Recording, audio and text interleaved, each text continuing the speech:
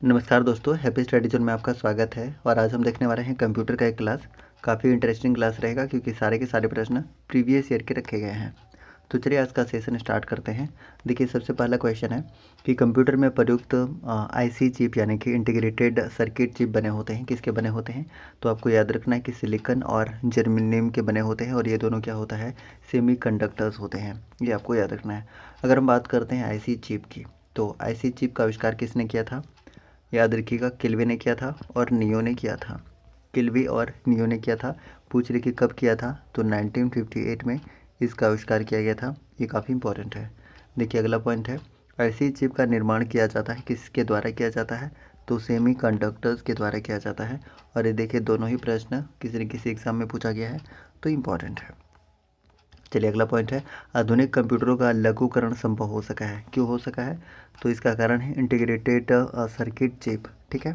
और अगर हम इंटीग्रेटेड सर्किट की बात करते हैं तो किस जनरेशन में प्रयोग हो गया था? देखिए, सारे जनरेशन हम डिस्कस कर लेते हैं। सबसे पहले अगर फर्स्ट जनरेशन की बात करिएगा तो वैक्यूम ट्यूब यूज़ किया गया था। उसके बाद सेकेंड जनरेशन में क्या यूज़ किया गया था? तो ट्रांजिस्टर यूज़ किया गया था। थर्ड जनरेशन की बात करते हैं तो इसमें क्या यूज़ किया गया था? इंटीग्रेटेड सर्किट यूज़ किया गया था। फोर्थ जनरेशन में माइक्रो प्रोसेसर यूज़ किया गया था। और फिफ्थ जनरेशन की अगर हम बात करते हैं तो आपको याद रखना है ULSI यानी कि अल्ट्रा लार्ज स्केल इंटीग्रेशन इसमें प्रयुक्त हुआ था। और फिफ्थ जनरेशन में ही AI इंट्रोड्यूस हो गया था, यानी कि आर्टिफिशियल इंटेलिजेंस। ये आपको याद रखना है। चलिए, अगला पॉइंट है, एक छोटे सिलिकॉन चिप पर ट्रांजिस्टर और अन्य इलेक्ट्रॉनिक उपकरणों द्वारा बने पूर्ण इलेक्ट्रॉनिक सर्किट को कहते हैं। क्या कहते हैं? तो इसे इंटीग्रेटेड सर्किट चिप कहा जाता है। और देखिए, RBI 2012 में पूछा गया प्रश्न है, तो इम्पोर्टेंट है। ठीक है। चलिए, देखिए, अगला है कि चिप का दूसरा नाम क्या है? तो चिप का दूसरा नाम होता है गाइस इंटीग्रेटेड सर्किट, यानी कि एकीकृत परिपथ। तो ये भी अगर हिंदी वाले हैं तो हिंदी में देख लीजिएगा, आपको ये देखने को मिल जाएगा। उसके बाद नेक्स्ट देखिए कि आईसी का पूर्ण रूप क्या है? तो आप देख सकते हैं, कई बार हमने रिपीट भी कर दिया है, इंटीग्रेटेड सर्किट। और देखिए, 2016 एसएससी में पूछा गया प्रश्न है। अगला है कि कंप्यूटर चिप में LSI का अर्थ क्या होता है? तो लार्ज स्केल इंटीग्रेशन होता है। ये आपको याद रखना है, काफ़ी इंपॉर्टेंट है। उसके बाद नेक्स्ट बात करते हैं कि कौन मस्तिष्क की कार्यप्रणाली की नकल करने वाला सबसे छोटा और सबसे तीव्र गति वाला कंप्यूटर होता है? तो क्वांटम कंप्यूटर होता है। ये आपको याद रखना है। ठीक, और ये भी पूछा गया प्रश्न है, तो इम्पोर्टेंट रहेगा। चलिए, अगला पॉइंट डिस्कस करते हैं यहाँ से। और अगला पॉइंट है कि कंप्यूटर का जनक यानी कि किसे कहा जाता है? कंप्यूटर का जनक, फादर ऑफ कंप्यूटर किसे कहा जाता है? तो आप जानते हैं कि चार्ल्स बेबेज को कहा जाता है। चार्ल्स बेबेज को कहा जाता है, ये हमने कई बार बताया है। और अगर हम बात करते हैं थोड़ा सा कि इस कंप्यूटर का विकास कैसे कैसे हुआ, कंप्यूटर का विकास, तो सबसे पहले थोड़ा सा इतिहास की बात करते हैं। तो सबसे पहले अबेकस यूज हुआ था, अबेकस का प्रयोग किया गया था। और अबेकस का निर्माण किसके द्वारा किया गया था, ये पूछ लिया जाता है। तो चाइना इसका आविष्कारक है, चीन। ठीक है। और कब किया गया था पूछ लिया जाता है, तो 16th सेंचुरी में। ठीक है। और यूज किया गया था ये एडिशन और सब्ट्रैक्शन के लिए, यानी कि जोड़ और घटाव के लिए ये यूज़ किया गया था। ये काफ़ी इंपॉर्टेंट है। और अबेकस के बारे में ये भी कहा जाता है कि फर्स्ट मैकेनिकल कैलकुलेटिंग डिवाइस भी कौन सा है? तो अबेकस है। फिर अबेकस के बाद एक और नेपियर बोन का आविष्कार किया गया। कब किया गया अगर आपसे पूछे तो याद रखिएगा 1617 में किया गया। किसके द्वारा किया गया? तो ये नेपियर के द्वारा किया गया। और ये मल्टीप्लिकेशन के लिए यूज़ किया गया। ये इंपॉर्टेंट है, मल्टीप्लिकेशन के लिए यूज़ किया गया। चलिए, काफ़ी इंपॉर्टेंट है। और नेक्स्ट अगर हम बात करते हैं इसी क्रम में, तो पास्कलाइन आपको याद रखना है कि पास्कलाइन कब ये इंट्रोड्यूस हुआ? तो याद रखिएगा 1642 में। और इसके आविष्कार की हम बात करते हैं तो ब्लेज पास्कल जो फ्रांस के थे। ठीक है। ये भी पूछ लिया जाता है कि ब्लेज पास्कल कहाँ से बिलोंग करते हैं? तो फ्रांस से बिलोंग करते हैं ब्लेज पास्कल, जिन्होंने कब? तो 1642 ईस्वी में किया था। काफ़ी इंपॉर्टेंट है, फर्स्ट मैकेनिकल एडिंग मशीन बोला जाता है इसे। ये भी आप याद रख सकते हैं। इसी क्रम में हम अगर आगे बढ़ते चले जाएं तो चार्ल्स बेबेज की बात आती है। चार्ल्स बेबेज ने दो कंप्यूटर का आविष्कार किया था, दो मशीन का आविष्कार किया था। एक का नाम है कौन सा? तो डिफरेंस इंजन। ठीक है, डिफरेंस इंजन। और दूसरे का नाम है एनालिटिकल इंजन। ठीक है, ये काफ़ी इंपॉर्टेंट है। अब देखिए, अगर हम बात करते हैं डिफरेंस इंजन की, तो इसका आविष्कार कब किया गया था? चार्ल्स बेबेज के द्वारा। तो याद रखिएगा 1822 में किया गया था। ठीक है। वहीं पे अगर हम एनालिटिकल इंजन की बात करते हैं तो इसका आविष्कार कब किया गया था? पूछा जाता है तो 1842 ईस्वी में। और यही वो एनालिटिकल इंजन था। और मतलब चार्ल्स बेबेज की एक शिष्या थी लेडी अड्डा, और लेडी अड्डा के द्वारा इसी एनालिटिकल इंजन में क्या गया था, प्रोग्राम डाला गया था। इसलिए लेडी अड्डा को क्या बोला जाता है, first programmer of the world बोला जाता है। First programmer of the world बोला जाता है, या मदर ऑफ कंप्यूटर भी कई लोग बोल देते हैं इसे, ठीक है। तो फर्स्ट प्रोग्रामर बोला जाता है एक्चुअली में लेडी अड्डा को, ये याद रखिएगा। तो चार्ल्स बेबेज से इतने सारे इन्फॉर्मेशन को याद रखिएगा, काफ़ी इंपॉर्टेंट है। उसके बाद आईबीएम का पूर्ण रूप क्या होता है, यानी कि इसका फुल फॉर्म क्या होता है, ये पूछा हुआ है। तो काफ़ी इजी है, इंटरनेशनल बिजनेस मशीन होता है, ये आपको याद रखना है। और इसके अगर हम वर्तमान में सीईओ की बात कर लेते हैं, चीफ एग्जीक्यूटिव ऑफिसर की बात कर लेते हैं, तो अरविंद कृष्णा है, याद रखिएगा, अरविंद कृष्णा है अगर हम वर्तमान में बात कर रहे हैं। और ये कई बार कई एग्जाम में पूछा गया है, तो याद रखिएगा। अगला देखते हैं, संसार का पहला गणक यंत्र कौन सा है, तो ये अबेकस है। और अबेकस के बारे में अभी ऑलरेडी हमने बताया कि ये एडिशन के लिए और सब्ट्रैक्शन के यूज़ किया गया था, 16th सेंचुरी में यूज़ किया गया था, ये भी हमने बात किया था, ठीक है। तो इन सारी चीज़ों को आप याद रख सकते हैं। चलिए, और चाइना इसका आविष्कारक है, ये भी ध्यान रखिएगा। अगले पॉइंट की तरफ पढ़ते हैं। अगला पॉइंट है कि विश्व का पहला कंप्यूटर बनाया गया था, तो चार्ल्स बेबेज ने बना था। लेकिन अगर हम मॉडर्न कंप्यूटर की बात करते हैं तो न्यूमैन का नाम आता है, न्यूमैन का नाम आता है, ये आप याद रखिएगा, कई बार हमने बता दिया है, ठीक है। तो चार्ल्स बेबेज ने आंसर हो जाएगा। अगला पॉइंट देखते हैं, विश्व का प्रथम इलेक्ट्रॉनिक डिजिटल कंप्यूटर है, ये कौन सा है, तो आपको याद रखना है, ये है ENIAC। और अगर आपसे पूछ ले कि ENIAC का फुल फॉर्म क्या होता है, तो electronic numerical integrator and calculator, ये काफ़ी इंपॉर्टेंट है, याद रखिएगा। एक बार मैं रिपीट कर रहा हूँ, नोट कर लीजिए, electronic numerical integrator and calculator, ठीक है। चलिए, उसके बाद नेक्स्ट हम बात करते हैं कि वाणिज्यिक उपयोग के लिए उपलब्ध कराया गया पहला कंप्यूटर कौन था। वाणिज्यिक उपयोग के लिए ये काफ़ी इंपॉर्टेंट है, यानी कि कमर्शियल उपयोग के लिए, तो याद रखना है आपको, ये था यूनिवैक। और यूनिवैक का अगर हम फुल फॉर्म की बात करते हैं तो इसका भी याद रखिएगा, यूनिवर्सल ऑटोमेटिक कंप्यूटर, ठीक है, काफ़ी इंपॉर्टेंट है, यूनिवर्सल ऑटोमेटिक कंप्यूटर, याद रखिएगा। चलिए, अगला पॉइंट की बात करते हैं कि स्टोर्ड प्रोग्राम की अवधारणा शुरू हुई थी, किसके द्वारा, तो याद रखिएगा, न्यूमैन के द्वारा, जो कि मॉडर्न कंप्यूटर के जनक माने जाते हैं, ठीक है, इंपॉर्टेंट है।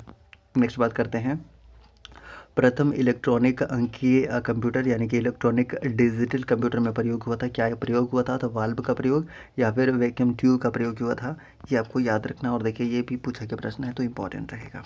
नेक्स्ट बात करते हैं कि पहली पीढ़ी के कंप्यूटर में प्रयुक्त सॉफ्टवेयर की भाषा कौन सी थी, तो मशीन लैंग्वेज। मशीन लैंग्वेज बोले तो 1 और 0, ये आपको याद रखना है, ठीक है, काफ़ी इंपॉर्टेंट है। और हमने ये भी बताया कि फर्स्ट जनरेशन कंप्यूटर है, एक कब स्टार्ट हुआ था, याद रखिएगा, तो ये 1942 से लेके 1955 तक ये फर्स्ट जनरेशन का पीरियड था। हालांकि ये वाला टाइम पीरियड आपको कहीं कहीं 1940 भी मिलता है, तो आपको परेशान नहीं होना है, ठीक है, याद रखना है। और फर्स्ट जनरेशन कंप्यूटर में क्या यूज़ हुआ था, तो हमने बताया ना कि वैक्यूम ट्यूब यूज़ हुआ था। और इसका एग्जांपल भी कौन सा हो जाएगा, ENIAC, जो अभी हमने बात किया था, ENIAC की बात किया था, यानी कि इलेक्ट्रॉनिक न्यूमेरिकल इंटीग्रेटर कैलकुलेटर की बात किया था। उसके बाद यूनिवैक की बात किया था, यानी कि यूनिवर्सल ऑटोमेटिक कंप्यूटर। ये सारे के सारे फर्स्ट जनरेशन कंप्यूटर के टाइप्स हैं, ये भी आप याद रख सकते हैं। वैक्यूम ट्यूब यूज़ किया गया था, ये हमने बता दिया है। सेकेंड जनरेशन में क्या यूज़ किया गया था, तो ट्रांजिस्टर यूज़ किया गया था। उसके बाद थर्ड जनरेशन में इंटीग्रेटेड सर्किट यूज़ किया गया था। फोर्थ जनरेशन में क्या, माइक्रो प्रोसेसर।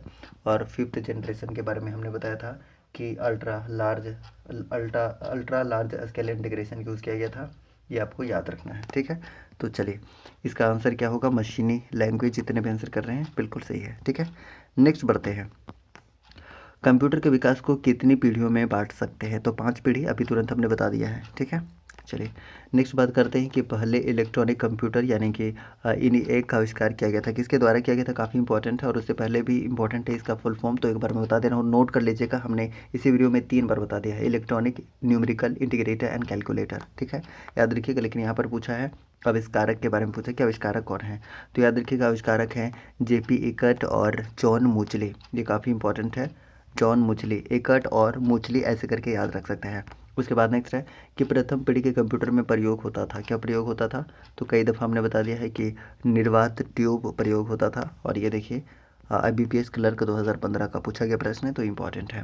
उसके बाद नेक्स्ट बात करते हैं, वेरी लार्ज स्केल इंटीग्रेशन तकनीक का प्रयोग किया जाता है। किसके लिए प्रयोग किया जाता है?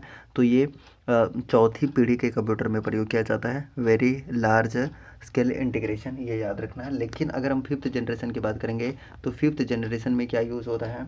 तो ULSI होता है, यानी कि ultra large scale integration use होता है। ठीक है, अल्ट्रा लार्ज, या फिर सुपर लार्ज पे आपको मिल जाएगा कहीं कहीं पर SLSI। ठीक है, यानी कि सुपर लार्ज स्केल इंटीग्रेशन, ये फिफ्थ जनरेशन की हम बात कर रहे हैं। लेकिन फोर्थ जनरेशन की बात करते हैं तो वेरी लार्ज इंटीग्रेशन आपको याद रखना है, जो कि इसकी क्या यूज़ किया गया था? इसमें माइक्रो प्रोसेसर यूज़ किया गया था। और सबसे पहले माइक्रो प्रोसेसर किसने बनाया था? तो इंटेल ने बनाया था। ये भी आप याद रख सकते हैं, 4004। ठीक है, आपको ये याद रखना है। तो चौथी पीढ़ी इसका बिल्कुल करेक्ट आंसर होगा। अगला पॉइंट है कि आधुनिक डिजिटल कंप्यूटर है, तो ये पाँचवीं पीढ़ी के हैं। पाँचवीं पीढ़ी, जैसा कि हमने बताया कि अल्ट्रा लार्ज स्केल इंटीग्रेशन, और क्या कह सकते हैं कि सुपर लार्ज स्केल इंटीग्रेशन, ये काफ़ी इंपॉर्टेंट है। जैसे इसका एग्जांपल अगर आप बात करिएगा तो PC इसका एग्जांपल होगा, नोटबुक इसका एग्जांपल होगा, राइट, IBM इसका एग्जांपल होगा। फिफ्थ जनरेशन की हम बात कर रहे हैं तो ये सारी चीज़ों को याद रखिएगा। लैपटॉप इसका एग्जांपल होगा, राइट। ये सारे के सारे फिफ्थ जनरेशन में आ जाते हैं।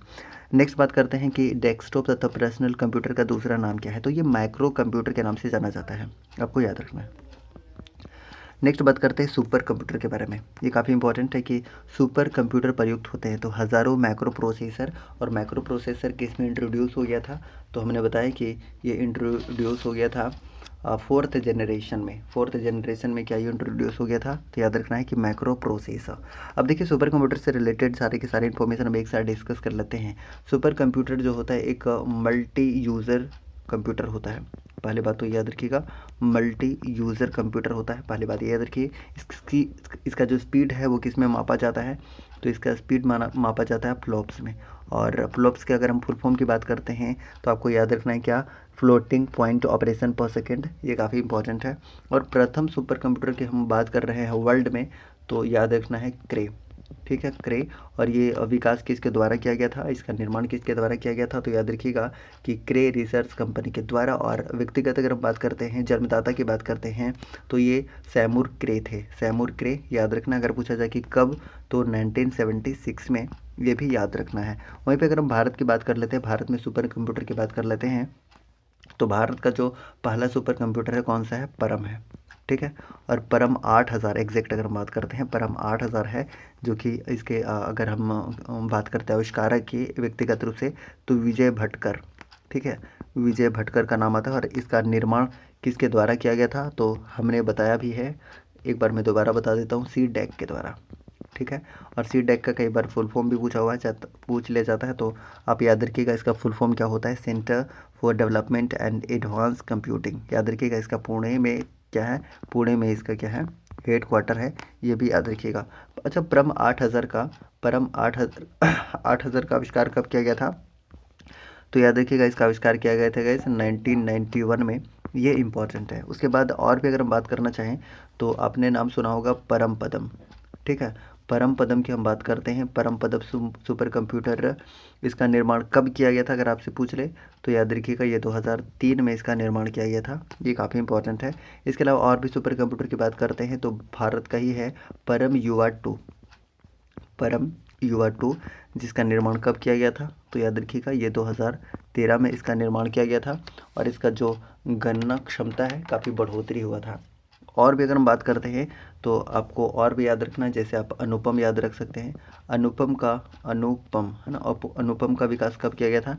तो याद रखिएगा ये विकास किया गया था बार्क के द्वारा। बार्क यानी कि भाभा एटॉमिक रिसर्च सेंटर के द्वारा, ये काफ़ी इंपॉर्टेंट है।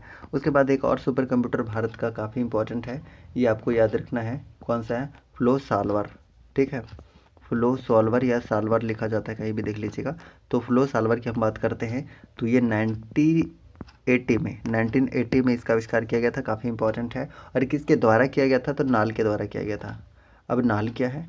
तो नाल की अगर हम बात करते हैं तो नेशनल एरोनॉटिकल लैब। ठीक है, याद रखिएगा। ठीक है, उसके बाद नेक्स्ट अब यहाँ से हम बात करते हैं तो सुपर कंप्यूटर क्या होते हैं? हज़ारों माइक्रो प्रोसेसर होते हैं। इन सारी चीज़ों को आप याद रख सकते हैं। अच्छा, एक चीज़ और डिस्कस कर लेते हैं कि भारत का जो टॉप 500 सुपर कंप्यूटर है ना, उसमें भारत का कौन कौन सा है? तो एक याद रख लीजिएगा, परम सिद्धि। परम सिद्धि AI जिसका रैंकिंग कितना है पूरे वर्ल्ड में, तो 63rd रैंक पर है। ठीक है, उसके बाद और भी हम बात करते हैं तो याद रखिएगा प्रत्यूष का रैंकिंग क्या है, तो 78th, इम्पॉर्टेंट है। उसके बाद नेक्स्ट बात करते हैं मिहिर का रैंकिंग अगर आपसे पूछ ले तो याद रखिएगा 146th। तो इन सारी चीज़ों को याद रखिएगा, कहीं से भी क्वेश्चन पूछे आप इसका आंसर आराम से कर सकते हैं। ठीक है, चलिए आगे बढ़ते हैं। परम पदम क्या है, अभी हमने बताया ना कि परम पदम क्या है, बताइए परम पदम क्या है। तो एक सुपर कंप्यूटर है, आप आसानी से बता सकते हैं परम पदम क्या है। परम पदम एक सुपर कंप्यूटर है जिसका विकास कब किया गया था, तो हमने बताया कि 2003 में किया गया था। और परम युवा 2 पूछे तो 2013 में किया गया था। परम 8000 पूछे तो 1991 में किया गया था, ये आपको याद रखना है। उसके बाद अगर आपसे पूछे फ्लो सॉल्वर पूछे तो 1980 में किसके द्वारा, तो नाल के द्वारा, ये हमने बता दिया है। उसके बाद नेक्स्ट देखिए क्या है कि भारत में विकसित परम सुपर कंप्यूटर का विकास किया गया था, तो CDAC के द्वारा किया गया था, ये हमने बताया है, यानी कि centre for development of advance computing, जो कि पुणे में इसका मुख्यालय है, ये हमने ऑलरेडी बता दिया है। चलिए नेक्स्ट पॉइंट की बात करते हैं। देखिए इसकी बात आ गई, अभी हमने इसके बारे में डिस्कस भी किया था कि भारत में बना सुपर कंप्यूटर फ्लो सॉल्वर विकसित व डिज़ाइन किया गया था, किसके द्वारा किया गया था, तो नाल के द्वारा किया गया था। ये इंपॉर्टेंट है, नेशनल एरोनॉटिकल लैब के द्वारा, जिसका मुख्यालय कहाँ पर है, बेंगलुरु में है। ये काफ़ी इंपॉर्टेंट है, कब किया गया था ये भी हमने बताया, तो 1980 में। ठीक है, याद रखिएगा। चलिए नेक्स्ट बात करते हैं। नेक्स्ट पॉइंट है कि कौन सा सबसे बड़ा, सबसे तेज और सबसे महंगा कंप्यूटर होता है, तो सुपर कंप्यूटर होता है, ये आपको पता है। और सुपर कंप्यूटर के बारे में सारी चीज़ें हमने बता दी है। विश्व का सबसे फास्टेस्ट अगर पूछ ले तो कौन सा है, फुगाकू है, याद रखिएगा विश्व का कौन सा है, फुगाकू। और फुगाकू कहाँ का है, तो जापान का है। ये पहला नंबर पे आता है। तो दूसरा और तीसरा नंबर पे कौन सा आता है, तो अगर आपसे दूसरा नंबर पे पूछ ले तो याद रखिएगा सबमिट, दूसरा नंबर पे सबमिट आता है। और तीसरे नंबर की बात करते हैं तो ये सिएरा है। तो दोनों को ही आपको याद रखना, और USA का है दोनों। ठीक है, चलिए इंपॉर्टेंट है, याद रखिएगा। तो परम क्या है अगला, कि भारतीय वैज्ञानिक के द्वारा क्या सुपर कंप्यूटर कौन सा, तो परम 8000 विजय भटकर, हमने बता दिया है CDAC के द्वारा। और CDAC का संबंध है सुपर कंप्यूटर से, ये तो हमने कई बार बता ही दिया है। CDAC का फुल फॉर्म भी हमने बता दिया है, centre for development and advance computing Pune. ठीक है, चलिए भारत में सिलिकॉन वैली किसे कहा जाता है, तो बेंगलुरु को कहा जाता है, इसके बारे में हमने बात किया है। और सिलिकॉन जो है एक क्या है, सेमीकंडक्टर और IC चिप बनाए जाते हैं सेमीकंडक्टर के, और इसके जो निर्माण करता है 2 लोग हैं, एक हमने नियो बताया है और एक किल्वी बताया है। नियो और किल्वी कब बताया है, तो याद रखिएगा 1958 में इसका आविष्कार किया गया था नियो और किल्वी के द्वारा। तो इन सारी चीज़ों को याद रखिएगा।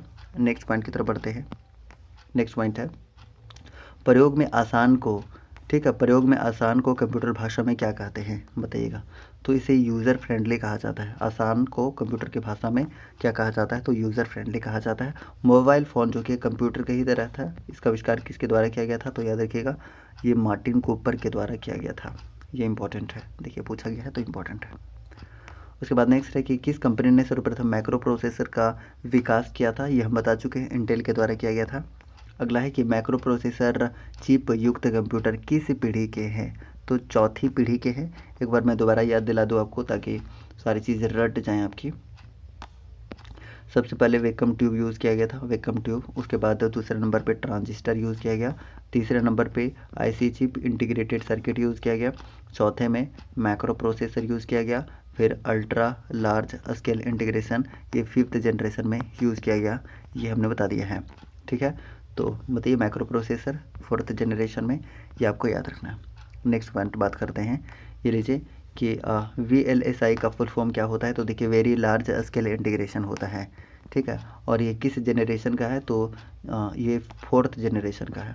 और 5th जनरेशन का तो हमने बताया ना, अल्ट्रा लार्ज स्केल इंटीग्रेशन या सुपर लार्ज स्केल इंटीग्रेशन भी इसको बोला जाता है।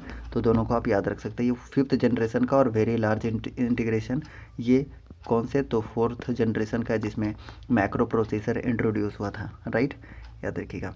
नेक्स्ट बात करते हैं कि कार में लगा गति मापक यंत्र उदाहरण है, तो ये एक एनालॉग कंप्यूटर का उदाहरण है, और ये देखिए ये भी पूछा गया प्रश्न है तो इम्पोर्टेंट रहेगा।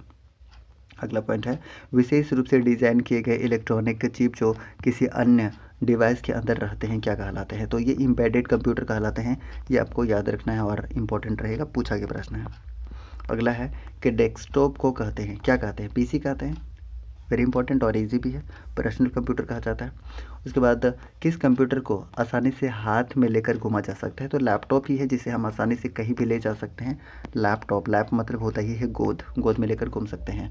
इसमें से कौन सा हैंड हेल्ड डिवाइस का एक उदाहरण है? तो पीडीए है, यानी कि पीडीए का फुल फॉर्म क्या होगा? तो याद रखिएगा पर्सनल डिजिटल असिस्टेंट होगा। ये इंपॉर्टेंट और पूछा गया प्रश्न है, तो और भी इंपॉर्टेंट है। नेक्स्ट बात करते हैं कि एक छोटा हैंड हेल्ड कंप्यूटर जो आपको वेब सर्चिंग करने में सहायता करता है, तो ये नेट बुक है, ये आपको याद रखना। वेब से एक चीज़ आपको तुरंत ध्यान में आना चाहिए, www। तो www का आविष्कार किसने किया था? तो टिम बर्नर्स-ले ने किया था। एक एग्ज़ाम में पूछा कि चौथा W का मतलब क्या होता है? तो याद रखिएगा वर्म होता है, ये पूछा गया है, वर्म। ठीक है, चलिए साथ ही साथ देखिए इंटरनेट का अगर हम जनक की बात करते हैं तो विंटसर्फ, इंटरनेट का जनक की बात करते हैं तो विंटसर्फ है, ये आप याद रखिएगा।